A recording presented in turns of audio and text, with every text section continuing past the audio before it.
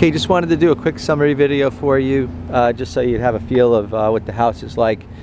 Starting with the roof, installed 2004, roof's in good condition. I don't see any evidence of active or even recent leaks, so we're looking good up there. On the roof, there's some maintenance items I'll have. They're small. Seal a couple of nail penetrations, maybe use some Rust-Oleum at a dryer vent that's showing some rust. In the attic, I've got a couple of issues, not significant, but things you should know about. The things are, first, there's some rodent droppings in the attic indicating you've had some rodent activity. They look pretty recent, so I'd have a pest control guy out to exterminate, or at least to find out if they're active, and if they are, to maybe close up whatever areas that they're using to access the attic. Also, in the attic, there's some missing insulation above the master bathroom. We would just recommend that that get reinstalled. It's simple enough. All right, but that was pretty much it for the roof. Water meter comes here at the front right corner of the building. Everything seems to be good at the meter. Line runs along the right side of the house and then comes into the main water valve, which you'll see right here on the south side of the building. Now, one thing that I did notice is that there's a little leak right over here. Okay, ever so slight, but the moss that's forming around there, that's because of the water that's dripping. So we would just recommend that that gets repaired. That valve is the main water valve. This is where the power comes in. Okay, I got 150 amp service. Square D equipment, that's good equipment. I've got no electrical issues at this panel. Looked pretty good. I had a situation when running the pool equipment. There is a leak at the pool equipment, and it's just because they didn't put some glue here.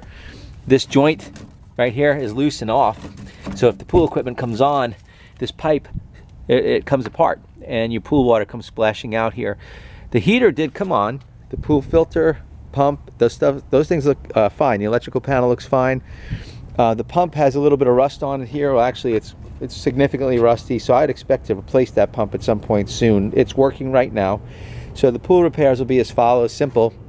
Repair the leak, and there's a GFI here that is attached to the pool light that's not tripping when we test it, so we need to make sure that that gets taken care of. And if I can find my way into the screen room. Pool surface looks well maintained, but you still have some discoloration there, indicating maybe it's an older surface. In time, you'll need to resurface it.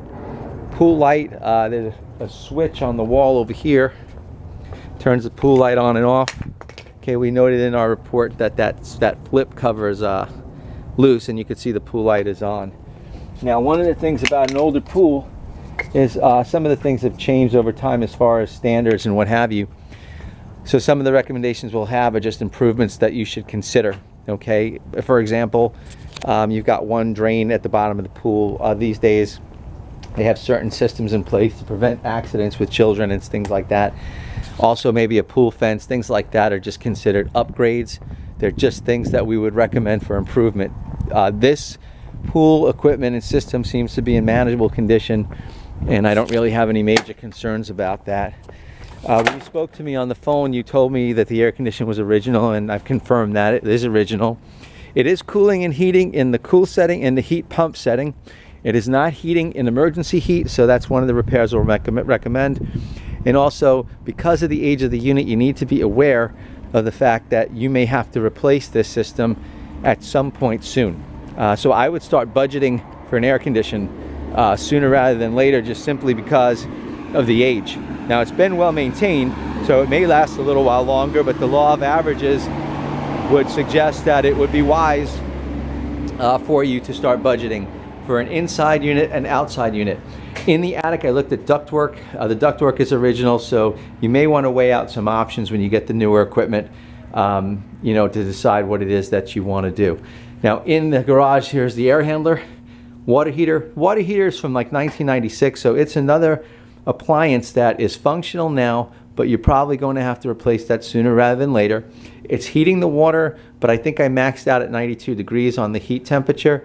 So my recommendation is check the setting, see if the elements are starting to go on the thing, and if it's just set low, turn it to your satisfaction to where you desire the water temperature to be. But I would budget for a water heater sooner rather than later. The electrical panel in the garage looks fine. It's a square D panel. The wiring inside looks good. Panel legend is labeled. There's a lot of positives about this equipment. There is one repair in here that I'm going to recommend. You can't see it with the cover on. There's a green bond screw that is screwed to the neutral bus bar. That's got to be removed. The neutral and ground systems have to be separate at this sub panel. So when you read that recommendation, that repair is easy. It's just simply removing the bond screw. Okay, over here on this side is the irrigation panel. We located a backflow preventer on the south side of the house, and we ran the irrigation system.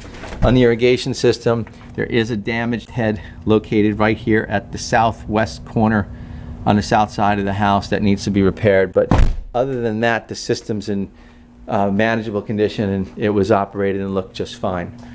Interior areas of the house seem to be very well maintained, and I don't really have any issues inside.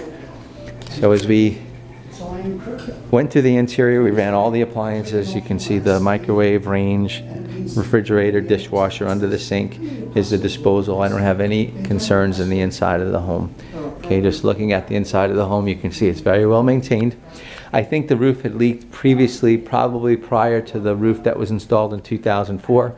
And I think that was very common in this part of town. We did get a lot of wind and rain over a period of a few months that really slammed this area. So when you see areas like in the bedroom ceiling where you see what looks like it could have been repaired, it likely got water in there during severe weather. So as you look around the house, I didn't see any unusual conditions. I operated everything in the bathrooms, shower, toilet, ran sink, confirmed the plumbing materials that are here, to make sure that we didn't have any materials that would be problematic. All right, if you have any questions, call me. But for the most part, what I'm looking at here is a very well maintained home. I do think you have to set aside a budget for some things like an air conditioner, like a water heater. But other than the minor repairs that we have, that's about it. Thank you for your business.